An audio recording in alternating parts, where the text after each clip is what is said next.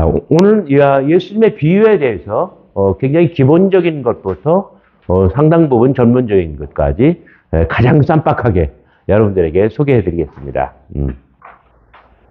예수님의 비유는 예수님의 가르침 가운데 가장 독특하고 가장 예수다운 정말 예수님의 브랜드 마크가 찍혀 있는 그런 가르침이라고 얘기할 수 있습니다. 세상에 누구에게도 발견할 수 없는 오직 예수님만의 독특한 그런 스피치, 그 다음에 그런 말씀이면서 동시에 하나의 그 문학 장르입니다. 아주 독특한 카테고리입니다. 그 예수님의 비유는 어떤 특징이 있을까요?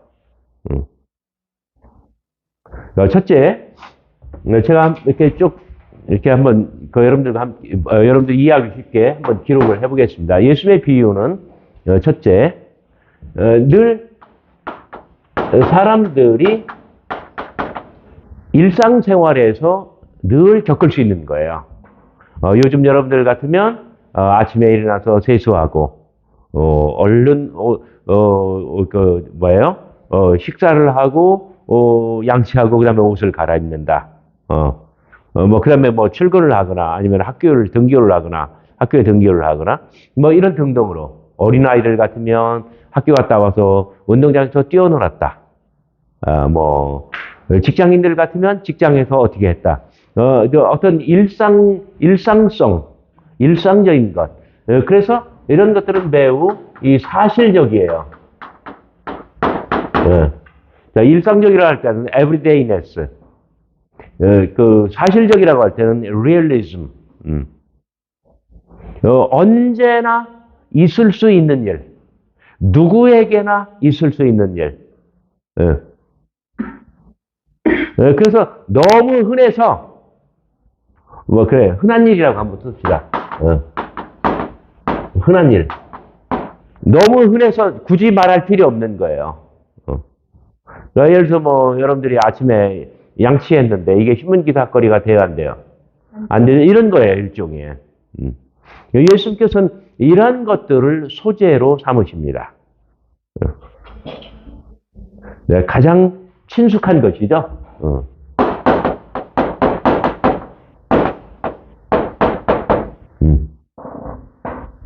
그런데 이것은 실제로 일어난 일이라기보다는 허구입니다. 허구죠. 허구라고 했더니 허구만 한 날 거짓말 하는 거야? 이렇게 기억을 해도 좋아요. 어떤 실제로 일어난 일이라면은 어떤 사건 보도, 신문 기사, 다큐멘터리 이런 것들이 되겠죠. 그렇죠? 그러나 예수님의 비유는 예수님께서 지어낸 말이에요. 예수님께서 직접 꾸미신 이야기예요. 다시 말해서 지어낸 이야기.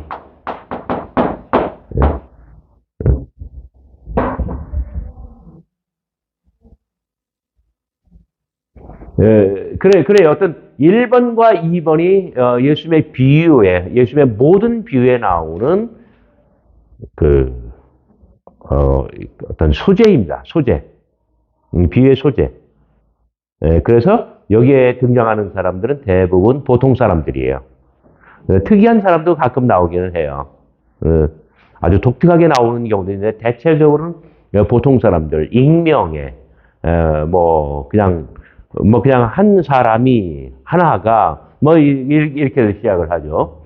그래 이 예수의 비유는 그래서 언제나 일상적인 것을 허구적으로 말하는 하나의 이야기입니다. 이야기. 그 문학 형식으로 볼 때 이야기, 영어로는 내러티브라고 합니다. 서사.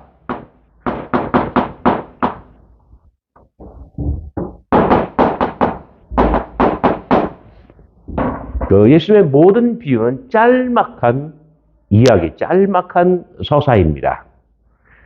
우리가 이 서사라고 할 때는 언제, 어디서, 누가, 무엇을, 어떻게, 왜 이런 것들이 다 들어가 있다는 거예요. 그저 등장인물이 등장인물이 있고, 그 다음에 등장인물이 놓여져 있는 어떤 배경, 그 언제 어디서 시간과 공간이 있고, 그 다음에 등장인물은 무언가를 행동을 해요. 큐 하면은 동작에 들어가요. 행위에 들어가요. 그래서 그가 하는 일을, 그가 벌이는 일을 보면은 아주 짤막하게 플롯이 있어요. 우리가 내러티브다라고 할 때는 이렇게 어떤 시간과 공간, 이걸 합해서 배경이라고 하죠. 그 다음에 등장인물, 캐릭터, 그 다음에 행위, 행위와 플롯. 우리가 이것을 내러티브라고 할 때는 대개 시간과 공간, 등장인물, 행위와 플롯 이런 것들이 다 갖춰져 있다는 얘기예요. 그래서 예수님의 비유가 내러티브라고 할 때는 이 자체적으로 하나의 완성된 작품, 아주 완전하게 창조된, 완전하게 피조된 그러한 이야기 세계임을 우리가 인정하는 겁니다. 하나님께서 천지를 창조하시면 그 자체로서 완전해요. 그렇죠? 산소와 물의 공급, 그 다음에, 하여튼 모든 것들이 이 자율적으로 다 돌아가게 돼 있어요. 이야기 세계도 마찬가지입니다. 그래서 오토나머스라고 합니다.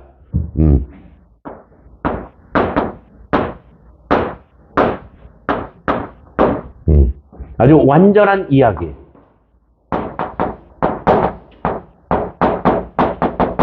다른 말로 하면 완결성입니다.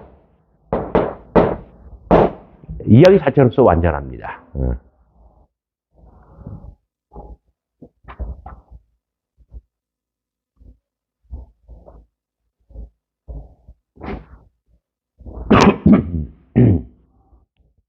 네, 자, 예수의 비유가 대단히 일상적인 것을 허구적으로 지어낸 이야기, 내러티브라고 했을 때, 이 내러티브는 기본적으로 이것은 메타포. 여기다 메타포 이렇게 적어도 좋고, 다른 말로 하면 이것은 은유입니다. 기본적으로 예수님의 비유는 은유입니다. 은유가 뭘까요? 메타포가 뭘까요? 메타포란 한번 기록해 봐요. 전혀 관계없는 두 가지 사안을 나란히 놓아서 완전히 새로운 의미를 창출하는 거예요. 두 가지 완전히 다른 두 가지 완전히 다른 것을 나란히 놓아서 의미가 서로 통하고 완전히 그래서 새로운 의미를 창출하는 거예요.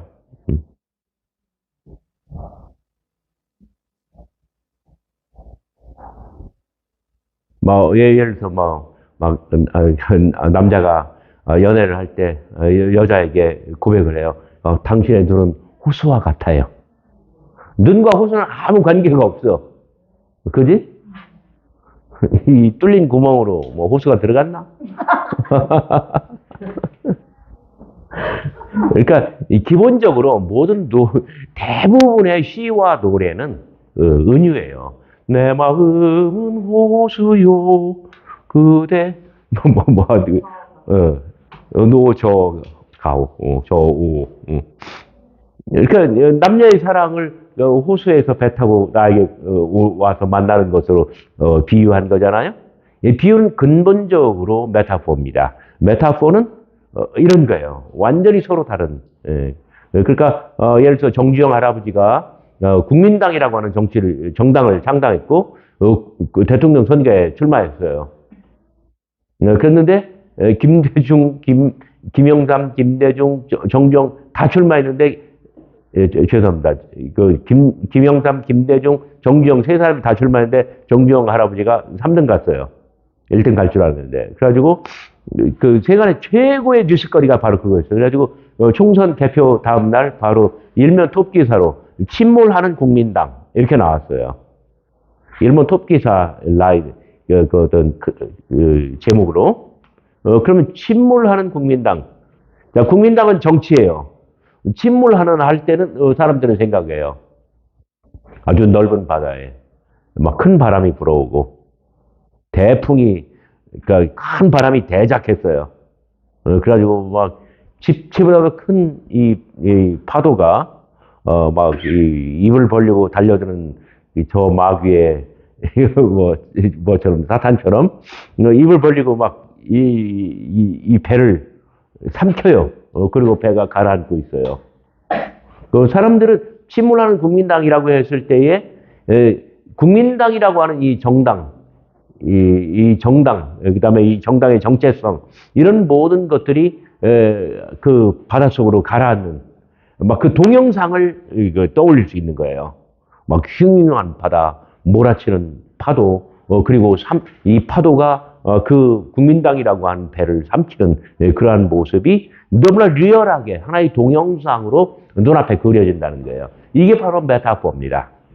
메타포는 전혀 성격이 다른 아무 관계없는 두 가지 사실, 두 가지 사안, 두 가지 어떤 그 현상을 나란히 놓아서 의미가 소통하게 하고 그래서 완전히 새로운 의미를 창출하는 것.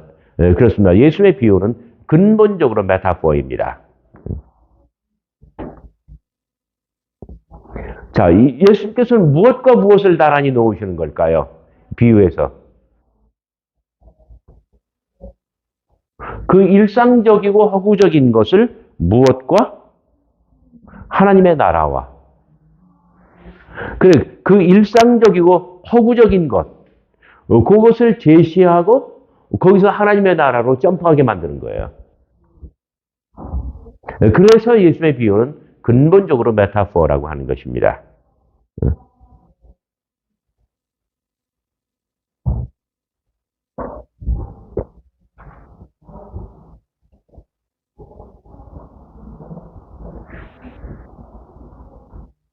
제가 조금 이따 설명하겠습니다만은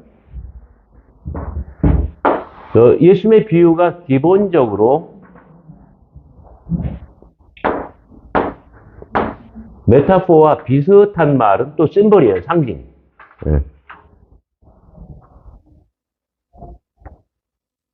보통 우리가 이 사인과 심볼을 구분하는데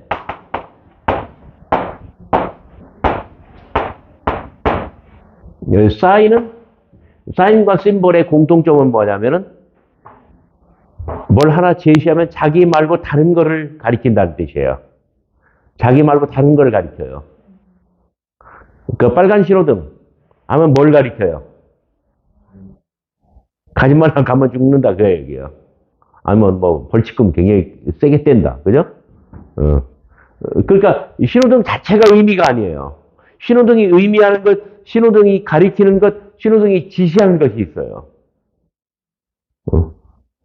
사인도 마찬가지예요. 빨간색 가면은 뭐 교통 표지판 빨간 신호등을 가리키기도 하고 이걸 의미할 수도 있고 그다음에 그 젊은이의 정열, 사랑, 뜨거운 헌신, 공산당 아니면 별별 걸 다 상징하죠. 자기 말고 뭔가를 가리켜요. 사인은 완전히 한 가지만 가리켜요. 1대1이에요. 그런데 이게 무한대를 어떻게 쓰지? 기호를? 이렇게? 이렇게? 하여튼 1대 무한대예요. 그 사인은 오직 한 가지만을 가리켜요. 거기서 상징은, 심볼은 많은 것 아니면 모든 것을 가리켜요. 요게 차이예요. 그러니까 교통신호등에서 빨간색은 가지 말라 요거 한 가지만 가르쳐야지 가도 된다 조심해서 가라 아니면은 빨리 가라 이렇게 여러 가지를 가리키면 안 된다는 거예요. 예를 들어서 그 영종도 공항에 이거 관제탑에서 굉장히 복잡한 신호를 비행기들한테 다 날려줘야 되죠, 그죠? 그런데 신호 전달 체계가 굉장히 정교해야 돼요. 그렇죠? 이게 섞이면 안 돼요. 이건 모두가 다 사인이에요. 그 다음에 이렇게 된 것은 무조건 더하라는 뜻이고, 이렇게 된 것은 나누라는 이야기고, 이렇게 되면 빼라는 이야기고, 그죠? 곱하라는 이야기고, 같다는 이야기고, 이게 뒤죽박죽 섞이면 이제 계산은 엉망진창이 되는 것이죠. 이런 것 모두가 다 사인입니다. 예수님의 무덤문이 열렸다라고 하는 것은 사인일까요? 심벌일까요? 어려워요. 어려워요. 예수님의 무덤문이 열렸다는 것은 문법적으로는 하나님께서 열어놓으셨다는 뜻이에요. 신적 수동태에서. 그런데 그냥 그걸로만 국한되느냐? 그럴 수도 있지만 거기서 국한되지 않고 하나님의 능력이 역사했다. 예수 그리스도께서 일으킴을 받으셨다. 예수 그리스도께서 살아나셨고 이 무덤을 탈출하셨다. 그 다음에 의미가 이렇게 만방으로 열리는 거예요. 그래서 이제 하수들이 볼 때는 이것은 사인이지만, 그러나 그 생각이 있는 성서학자들이 볼 때는 이것은 굉장히 고급한 심벌이에요. 자, 예수님의 비유는 기본적으로 메타포라고 한다면 이것은 심벌입니다. 많은 것을 상징합니다. 많은 의미를 지시합니다. 자, 제가 지금 붉은 색으로 마크하는 것, 도무지 내러티브, 메타포, 그 다음에 심벌, 이런 것들은 모두가 다 문학 비평에서 가장 빈번하게 나타나는 전문 용어입니다. 이것은 무엇을 뜻하냐면 예수님의 비유는 문학적으로 대단히 섬세하고 아주 고급하며 완성도가 높은 작품들이라는 뜻입니다.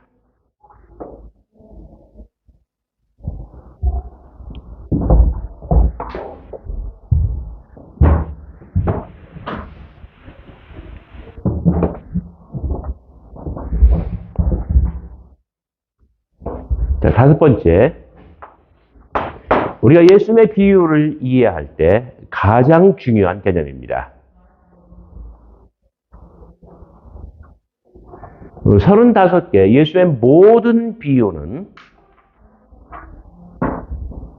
자, 이게 이러한 요소들을 다 갖춘 하나의 내러티브 이야기라고 한다면 사건의 발단이 있고 전개가 있고 그 다음에 결말이 있겠죠. 대단한 결말이 있겠죠. 그런데 처음에 시작할 때는 굉장히 아주 별것도 아닌 것처럼, 아무것도 아닌 것처럼 그냥 이렇게 전개되가 나가요. 아이고, 그냥 다 귀로 흘려들을 정도예요. 그런데 끝마무리에 가면, 어이쿠 하면서 스텝이 꼬인 것처럼, 뭐 이렇게 함정에 빠진 것처럼, 내가 덫에 걸린 것처럼 긴장하게 되고, 그 다음에 놀라게 돼요. 그게 바로 뭐냐면, 리버설.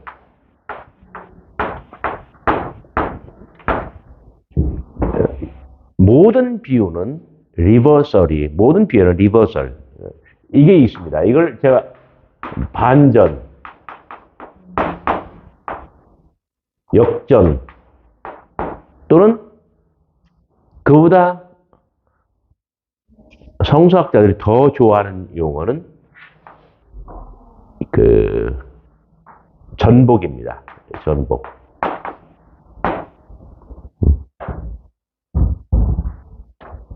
어떤 의미의 전복, 의미가 뒤집어져요.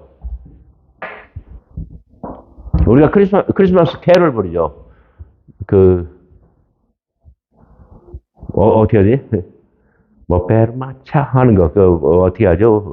우리나라 말로?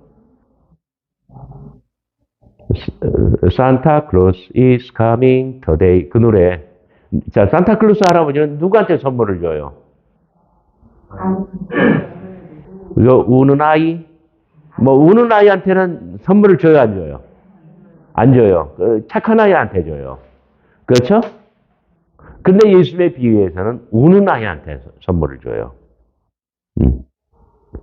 왜냐면 우는 아이가 불쌍하거든. 착한 아이는 그냥, 보통 산타클로스 할아버지한테 다 받았잖아. 연대까지 살아오면서 다 받았잖아. 그리고 내가 안 줘도 다른 할아버지가 줄 거 아니야.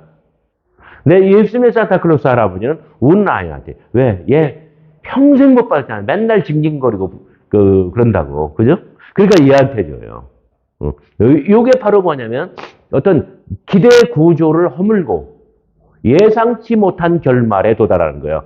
한번 적어봐요. 기대 구조를 허물고, 예상치 못한 결말에 도달하는 것. 여러분 아마 놀라실 거예요. 씨 뿌린 자의 비유에서 길가, 돌짝밭, 가시덤불 모두 거기에 떨어진 씨앗은 모두 다 실패했습니다. 오직 어디에 떨어진 씨앗만 성공을 해요? 좋은 땅. 몇 배? 30배, 60배, 100배. 그런데 30배, 60배는요, 이건 택도 안 되는 거고요. 100배라고 해봐야요. 평균작이 되거나 말거나 못 미치거나 그런 정도예요. 제일 성공해봐야 별거 아니에요. 우리나라 옥수수 박사 김순권. 시험에 낙방하고 강원도 땅바닥에 철푸덕 주저앉아가지고 옥수수를 들고, 강원도 옥수수 유명하잖아요. 알 하나하나 까면서 내가 왜 떨어졌지, 이거 살까 말까, 이걸 옥수수를 하나씩 따기 시작했는데, 하늘에 옥수수 한 대에서 몇 알이 나왔는지 알아요? 평균 700알이 나왔어요. 김순곤은 그때부터 옥수수 품종 개량을 전문적으로 연구했고, 그래서 성공하여 소위 슈퍼 옥수수를 탄생시켰습니다. 슈퍼 옥수수 몇 알 나왔는지 알아요? 800알이 나왔어요. 나는 그 김순곤의 이야기를 듣고 막 홍두깨로 몽둥이로 뒤통수를 한 대 가격받은 것처럼. 그러면 씨 뿌린 자의 비유는 뭐야? 그래가지고 문헌들을 다 뒤지고 최근의 연구들을 다 뒤져봤어요. 그랬더니 고대 지중해, 예수님 당시 지중해 연안의 어떤 농경 생활에 대한 역사적인 자료가 나와 있습니다. 뭐 플리니라든지 뭐 이런 역사학자들, 자연사학자들이 적었는데, 밀농사를 지으면 많으면 400알까지 나옵니다. 100배면은 평균이거나 못 미치는 정도예요. 예수님은 무엇을 말씀하시는 걸까요? 하나님의 나라는 그렇게 기적적인 뻥튀기가 아니라는 이야기예요. 하나님의 나라는 뭐 여름철에 돼지고기 같아. 제일 먹어야 본전이에요. 야, 이거 시험 들지. 왜 그럴까 생각을 해봤어요. 내가 여러분들 한 사람 한 사람하고 친구인데, 내가 만날 때마다 여러분들의 지갑, 여러분들의 돈을 벗겨먹고, 여러분들이 밥 사게 만들고, 난 단 한 번도 밥 안 내면, 이건 여러분들한테 하나님의 나라예요? 아니에요? 아니죠. 그죠? 하나님의 나라는 잘해야 본전이고, 그렇지 않으면 손해보는 거예요. 그래야 사람들이 나에게서 하나님의 나라를 느낄 수 있는 거예요. 마가복음 3장, 마가복음 4장 30절부터 32절까지는 겨자씨 비유가 나옵니다.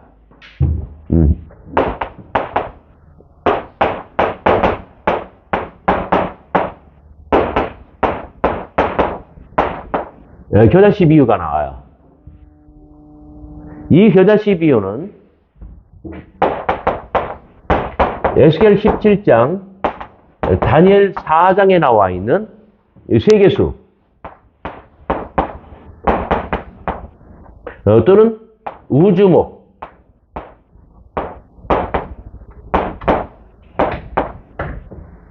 월드 트리 또는 카스믹 트리, 세계수 또는 우주목의 카스믹 트리의 어떤 패러디입니다.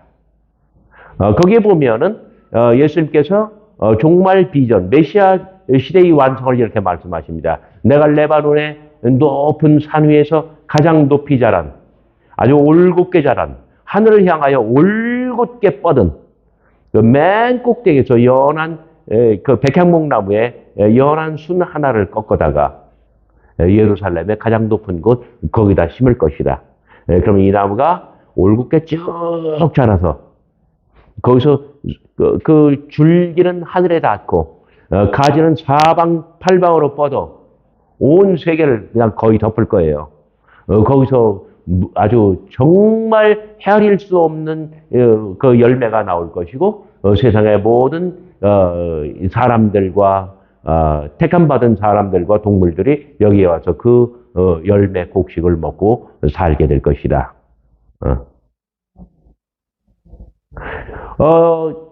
다니엘 4장과 에스겔 17장에 나와 있는 이 월드 트리, 카스믹 트리의 어떤 뭐랄까요? 상징은 이겁니다. 마치 한반도 우리 조선 말처럼 유대 나라도 주변 열강에 둘러싸여 있었어요. 그래서 늘 침략을 당하고 다윗 솔로몬 때만 제외하면 거의 역사 전체가 침략을 당하고 식민 지배를 받던 시절이에요.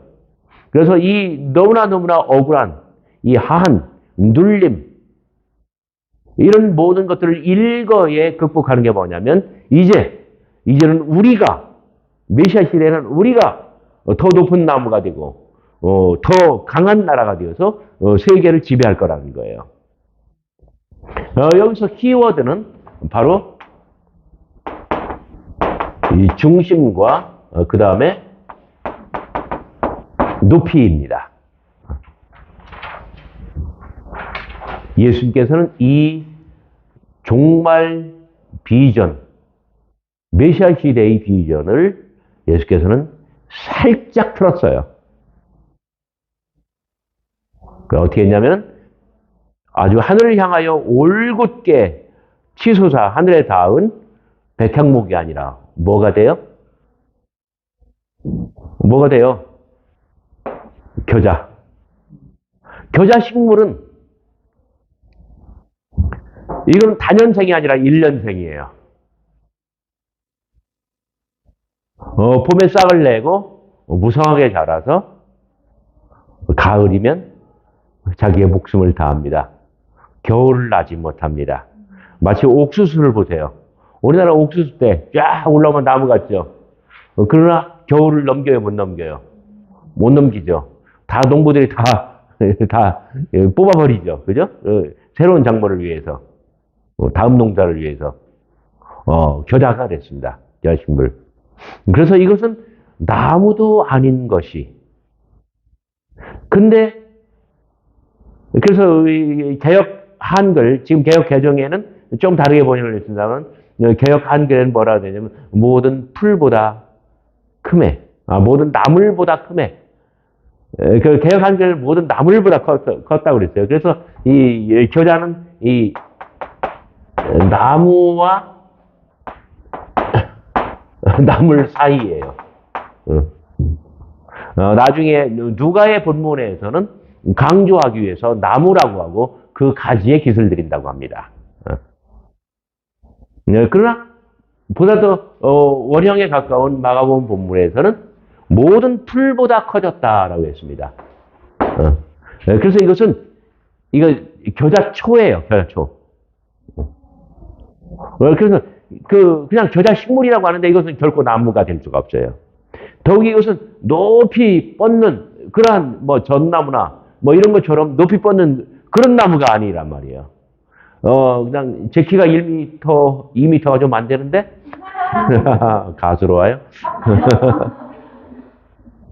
1m 50이나 그 정도밖에 크지 못하고 그 다음에 옆으로 뻗고 그리고 아무데나 널브러지는 정말 볼품없는 그러한 식물이에요. 예수님께서는 중심을 꺾고 높이를 꺾고 중심을 회파하셨어요. 중심을 흐트러 버렸어요. 예수께서는 이것이 하나님의 나라라고 합니다. 하나님의 나라란 하늘을 향하여 올곧게 뻗고 마치 하늘에 닿아서 야곱의 사다리처럼 하늘의 천사들이 오르락내리락하고 나와 하나님이 직접 연결이 되고 그렇다면 얼마나 좋겠습니까? 그러나 예수의 생각은 달랐습니다. 만일 하나님의 나라가 이런 데 있는 이런 것처럼 메시아 기대, 그리고 지금까지는 우리가 침략을 당했지만 지금부터는 우리가 더 강성해지고 지금부터는 우리가 모든 나라들을 침략하여 지배하는 것이라고 한다면 힘에 의한 지배와 이 권력의 모순은 동일하게 반복될 뿐이에요. 역할만 바뀔 뿐. 그리고 그 나라가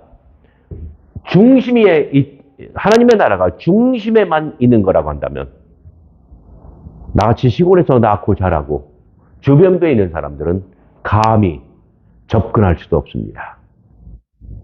그 나라가 높은 나라라고 한다면 나같이 낮은 사람은 그 문턱을 넘을 수가 없습니다.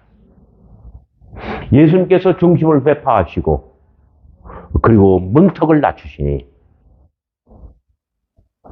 나 같은 별 볼 일 없는 사람도 그 안에 들어가 몸붙여 살 수 있는 것입니다. 이것이 하나님의 나라고 예수님의 초청입니다. 여러분 놀랍지 않습니까? 이것이 바로 예수님의 모든 비유에 있는 리버설, 아주 위대한 전복, 깜짝 놀랄 만한 대반전의 스토리입니다.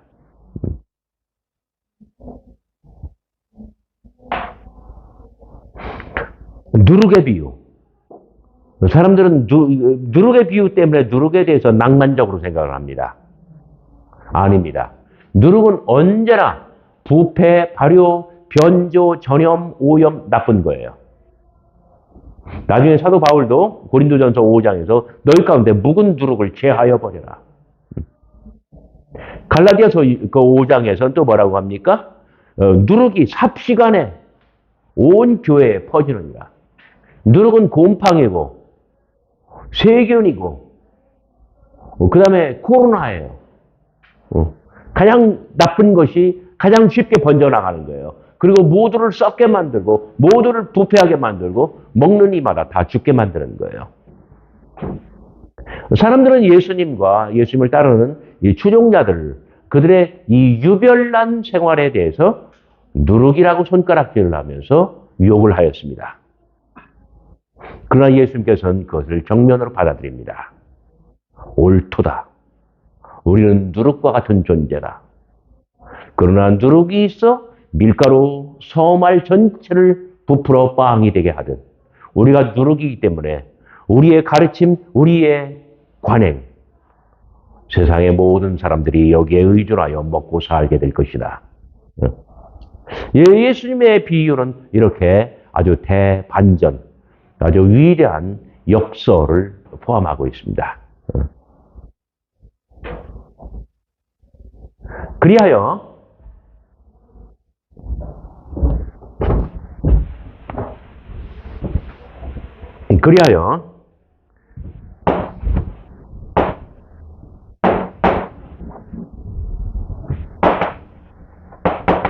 현실 세상,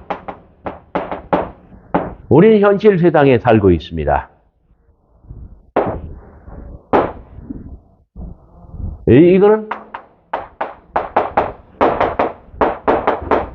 비유 세상입니다.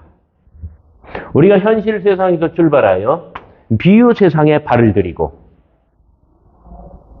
비유의 세계에서 흠뻑 하나님 나라의 세례를 받고 비유 세상이 끝이 나고 비유의 어떤 이야기 극장이 끝이 나고 그리고 우리가 현실 세상으로 돌아와 다시금 현실 세상에 발을 들이면 우리는 존재가 달라져 있습니다. 우리의 생각이 달라져 있습니다. 우리의 마음이 달라져 있습니다. 그래서 우리의 실존이 달라져 있습니다. 이것이 바로 예수의 비유입니다.